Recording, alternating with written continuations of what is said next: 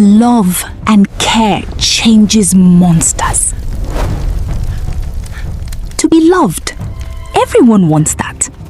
Most people we think are monsters, deep inside are crying to be loved.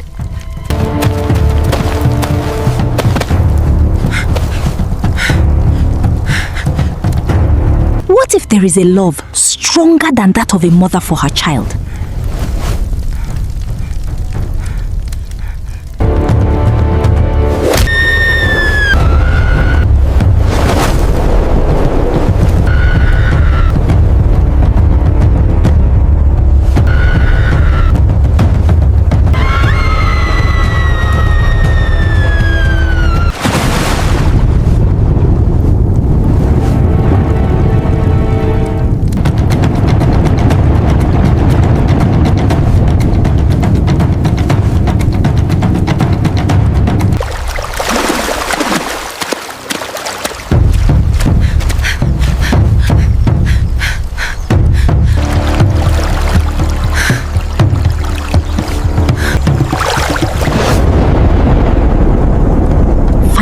Story.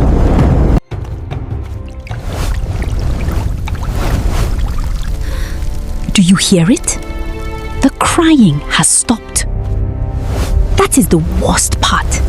When Bush Baby goes silent, something terrible is about to happen.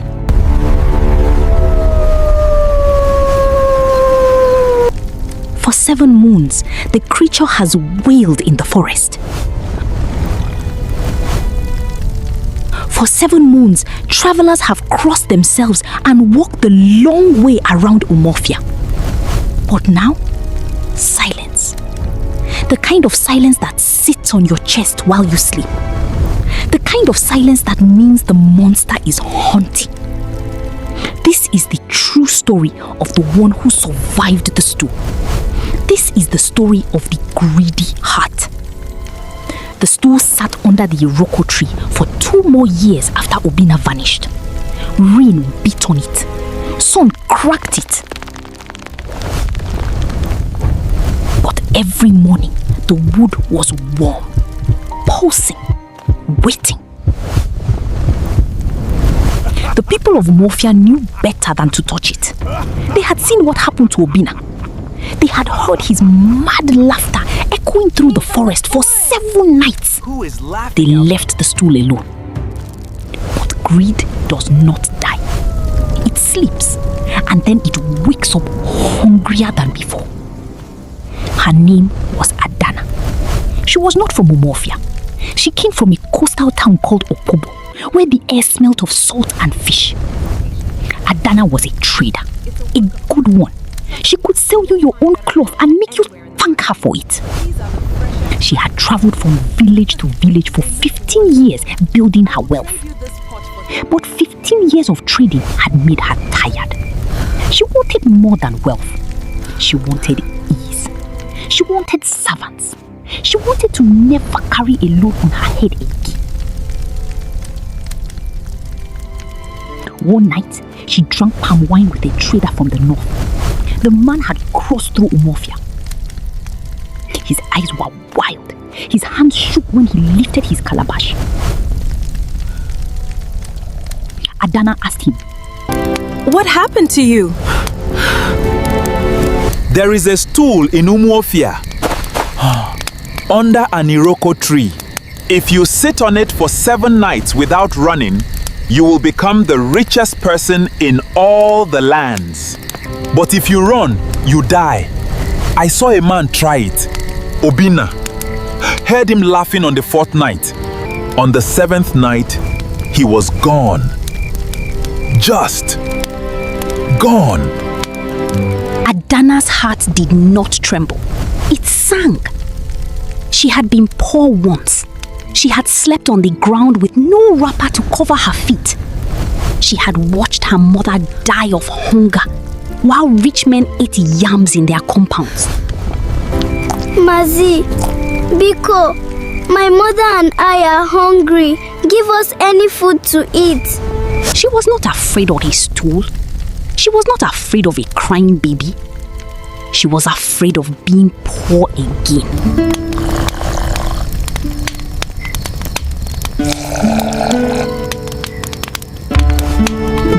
next morning, she packed her bags. She walked toward Omofia, 3 days on the road. She passed abandoned huts. She passed skeletons of goats. She passed a tree with a broken trunk where a machete stuck in the trunk was pulled out 2 years earlier by Chidi. On the evening of the 3rd day, she entered the village. Omofia was not entirely empty anymore. Some families had returned. The new chief had built a small market. But everyone stayed indoors after sunset. Everyone knew about Bush Baby. Everyone knew about the stool. When Adana walked through the village, children pointed. Old women spat on the ground to ward off evil. The new chief came out of his hut and blocked her path. You are a stranger? Turn back! This village is cursed. I am not afraid of curses, Chief. I am afraid of hunger. The chief studied her face. He saw something in her eyes. He had seen it in Obina's eyes before the madness took him. Then do not say I did not warn you. Dalu.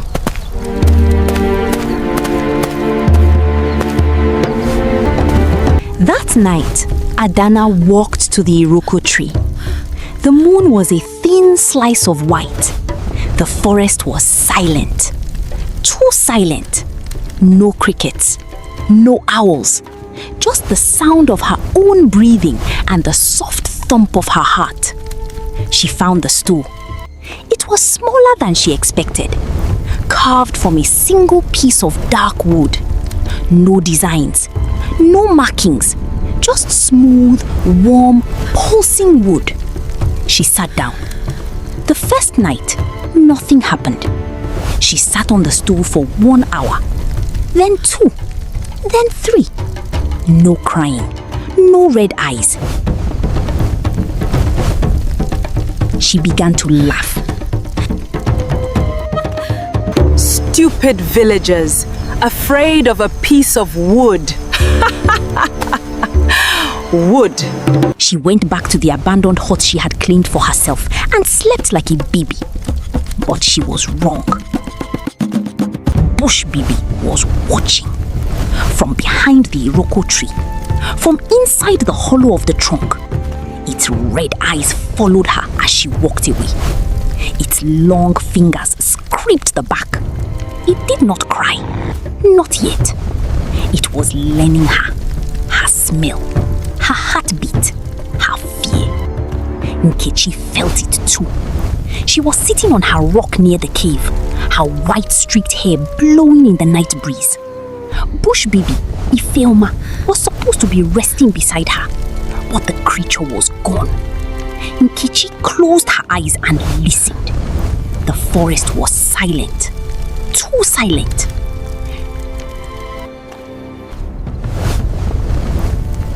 Chidi!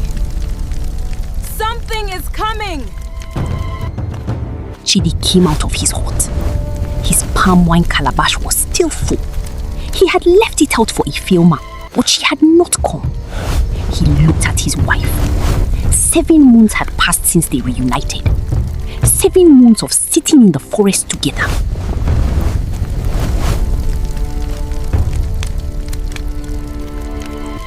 Moons of watching their daughter shift between monster and child. He knew that look on Nkechi's face. Fear. Who is it? A woman. She sat on the stool. The second night, Adana returned to the Iroko tree. She sat on the stool again. This time, she heard it. A cry, soft, distant, like a baby on the other side of a river. She ignored it. She closed her eyes and counted her cowries in her head. 100, 200, 300. She imagined the wealth she would have after 7 nights. A house with 2 floors, servants to fan her while she ate, goats that gave birth to twins every season. The cry grew louder, closer. She opened her eyes. Nothing. Just the moon, just the trees. But the air had changed. It was colder, heavier. She could smell something. Wet soil, rotting leaves, grave dirt. She gripped the edges of the stool. She did not run. The third night, Adana brought a torch. She sat on the stool with the torch in her hand. She told herself that light would keep the monster away. She was wrong. Bush Baby appeared at the edge of the clearing. Not close, not far. Just standing there. A small figure, the size of a child. Thick, matted hair covering half its face. Red eyes glowing like two coals. Fingers long like roots dragging on the ground. Adana's torch flickered, but she did not run. She stared at the creature. And the creature stared back.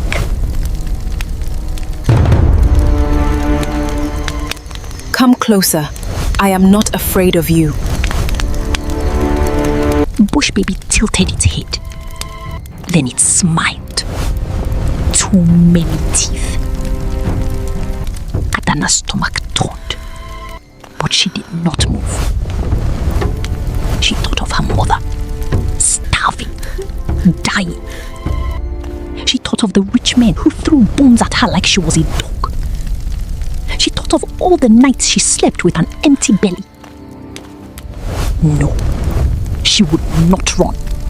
She would rather die than be poor again.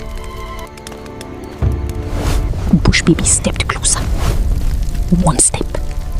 2 steps. It looked bigger to her. Then it looked smaller, sat down on the ground in front of her. Its eyes never left her face. Nkechi watched from behind the Iroko tree. Chidi stood beside her, his hand on his machete. She is strong, Banai. She has not run. That is not strength. That is hunger. A different kind. Worse than the monsters. The fourth night, Bush Baby did not sit on the ground. It sat on Adanna's lap. Its weight was wrong. Too heavy. Like a grown man sitting on her thighs. Its long fingers wrapped around her wrists. Its face was inches from her own. Hot breath. The smell of a grave. Adanna could see the dot under its fingernails, the cracks in its lips, the red veins in its eyes. The creature opened its mouth and cried. Not a trap cry, not a haunting cry. A real cry.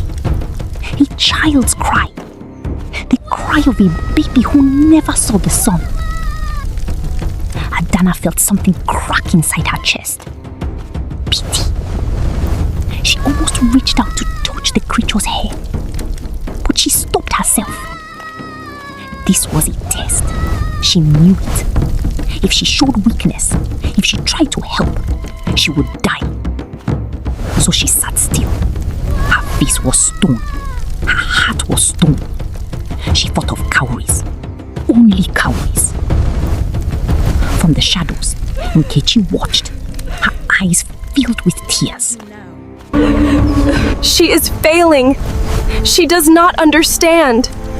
The stool does not test courage. It tests the heart. And her heart is a counting scale. What will happen to her? Nkechi did not answer. She already knew. The fifth night, Adana began to change. She returned to the stool eating less food, less water. Her eyes had sunk into her head. Her lips were cracked. But she sat down anyway. This time, The creature did not cry. It spoke. Not with a mouth, with a voice inside Adanna's head. Why do you want wealth?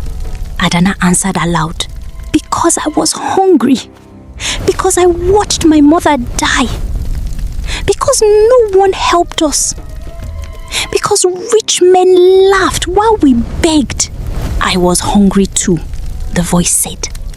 I was buried. The earth was cold. No one helped me. Adanna felt something strange. Something she had not felt in 15 years. Empathy. She looked at the creature sitting on her lap, not as a monster, as a child. A child who had been buried alive. A child whose own grandfather ordered her grave. I am sorry, Adanna whispered. Bush Baby stopped moving. Its red eyes flickered. For one breath, one heartbeat, they turned brown. Human. A little girl looked at Adanna. Then the red returned. The creature hissed and jumped off her lap. It ran into the forest. Not vanished. Ran. Like a child running from something too painful to hear. Adanna sat alone. She was confused. Her heart was no longer stone. Something had cracked. Something real. The sixth night, Nkechi stepped out of the shadows.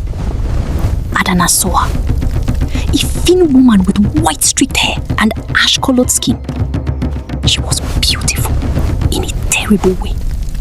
Like a corpse that had refused to die. You are on your 6th night. Tomorrow, the test ends. You will either become rich beyond measure or you will die like Obinna. Who are you? I am the mother of the monster. Your child. Bush Baby is your child? Her name is Ifeoma. She was buried alive. I was buried alive with her. But I crawled out. She did not. She became this. What do you want from me? Nkechi knelt down. She took Adanna's hands. They were cold, clammy. 7 years of watching her daughter suffer had taught Nkechi many things. One of them was this: greed and grief as sisters. They look the same. They sound the same. They both come from hunger. I want you to survive, but not for the wealth. For her. Huh? Ifeoma has never heard someone say I am sorry before. You said it last night. You meant it. That changed something. She is confused. She does not know whether to kill you or love you. Adanna looked down at her hands. She had spent 15 years building walls around her heart. I am not interested in love. I want to make money first. She had told herself that feelings were weakness, that only cowries mattered. But sitting on this stool for 6 nights had done something to her. The hunger was still there, but now there was something else, something worse. A memory of her mother's face. A memory of the last time someone held her. She was 7 years old. Her mother was already thin, already dying. But she held Adanna and whispered, "Be good, be kind, do not become like them." She had become like them. The rich men, the cold hearts. She had become the very thing her mother warned her about. Can I undo it? There is no going back, only forward. Tomorrow night, on the 7th night, Ifeoma will come to you one last time. She will sit on your lap. She will cry. And you will have a choice. Hold her. Then Nkechi stood up and walked back into the forest. She did not look back. The 7th night. The moon was full. The forest was silent. Adanna walked to the Iroko tree. She did not carry a torch. She did not carry food or water. She carried nothing but her heart, cracked bleeding, afraid. She sat on the stool. Bush baby was already there. It was under the tree, waiting. Its red eyes glowed softly. Its long fingers hung at its sides. For a long moment, neither moved. Then Bush baby walked to Adanna. It climbed onto her lap. The creature opened its mouth. And it cried. Not a trap cry. Not a haunting cry. A child's cry. The cry of a baby who wanted its mother. The cry of a spirit that had been alone for 7 years, with only a grieving woman and a broken man for company. The cry of a filmer. Adanna felt the crack in her chest split open. Tears ran down her face. She had not cried since she was 7 years old. She had forgotten what it felt like. Warm, wet, human. She did not count cowries. She did not think of wealth. She thought of her mother. She thought of hunger. He thought of the cold, empty nights she had filled with cowries instead of love. And she made her choice. She let go of the stool. She wrapped her arms around Bush baby and held it. The creature stiffened. Its red eyes widened. No one had ever held it before. Nkechi had come close. Nkechi had sat beside it. Nkechi had left offerings. But Nkechi was afraid. She admitted it herself. She was afraid of being rejected. So she never reached out. She never held her daughter. She only watched from a distance, waiting for the monster to become a child again. But monsters do not become children by being watched. They become children by being held. Something happened. As Adana held Bush baby, she had transformed back to a younger version of herself. And something broke. Not Adana, not Bush baby. The curse. A crack ran through the air. It sounded like thunder underground. The Iroko tree shuddered. Leaves fell. Bush baby screamed. Not a haunting scream, a birth scream. The red light in its eyes flickered and died. For a moment, the eyes were brown. Human. A little girl. Not beautiful. Not normal. Still strange. Still shaped wrong. But human. Then the red light returned. The curse fought back. It was old. It was strong. Mama Ife had woven it with blood and owl feathers and the grief of a buried woman. It would not let go so easily. Bush baby pushed away from Adana. It scrambled off her lap and ran to the edge of the clearing. It turned back. Its red eyes were crying. Real tears. They ran down its cheeks and dripped onto the ground. Where each tear fell, a small flower grew.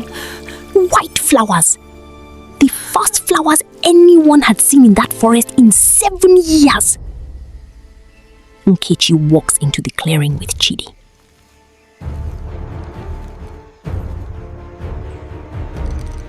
Adana stood there. Her legs were weak. Her heart was cracked open. She looked at Bush baby. Then she looked at Nkechi. What happened? Did I pass? Am I rich? You held her. No one has ever held her. Not even me. But the curse is still there, Adana said. I can see it. The red eyes. They came back. Nkechi nodded. Some curses cannot be broken. They can only be softened. You softened her. For one moment, she was human. That that moment will live inside her forever. Am I rich? Did I pass? She asked again. Am I rich? Nkechi smiled. It was a sad smile. The smile of a woman who had been buried alive. You held a monster and did not run. You cried for a child that was not yours. You broke the stool.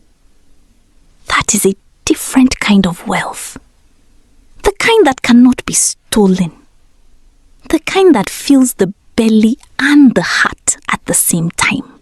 Adana looked at the stool. The wood was no longer warm, no longer pulsing. It was just wood, dead. Ordinary. She looked at Bush Baby. The creature was sitting at the edge of the clearing.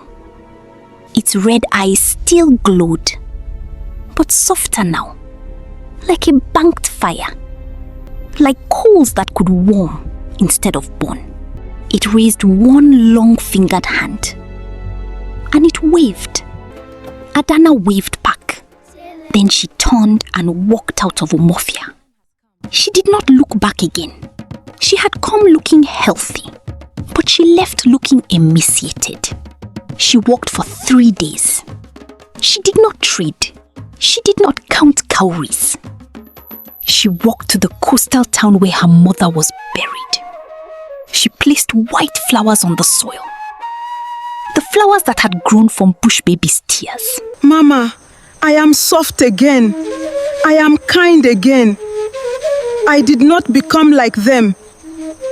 And somewhere behind her, 1,000 miles away, in the dark forest of Umuofia, a creature with red eyes and a cracked heart sat on a rock beside its mother. Nkechi was weaving a new wrapper. Chidi was tapping palm wine. And Ifeoma, beautiful thing, was humming. Not crying, humming. A tune without words. A tune that sounded like a lullaby. The people of Umuofia heard it. They came out of their huts. They stood in the moonlight and listened. The new chief smiled. She is singing, he said. The monster is singing. But do not be fooled. Bush Baby is still there. The curse is still there. The red eyes can still burn. The long fingers can still tear. If you come to the forest with greed in your heart, if you sit on any stool that promises wealth without cost, if you forget that love is heavier than cowries, then Bush Baby will remember how to hunt. But if you come with an open heart, if you come hungry for connection instead of money, if you are willing to hold the monster and let it cry on your shoulder, you might survive. You might even soften the curse for a moment, for a lifetime. Do you hear it? That is not a cry. That is a lullaby. But listen carefully. Even lullabies can turn. Even softened monsters have teeth. And somewhere in the dark, a woman with white streaked hair is watching. Nkechi has buried everyone who tried to harm her child. She will bury you too. Unless you hold her daughter like Adana did. Unless you let the greed die in your chest. Unless you become soft again. That is the true taste. Not the stool. Not the 7 nights. The heart. And only you know what is growing inside yours.